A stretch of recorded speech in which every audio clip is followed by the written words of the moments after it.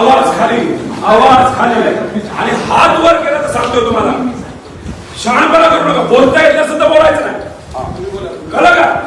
चला बाहेर तुम्ही तिथं. आमदारावर आवाज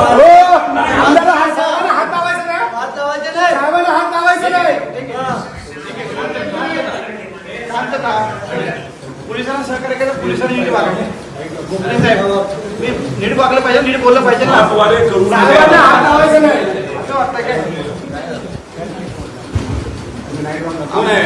आपण कसं बोलतो हे तर कळायला पाहिजे.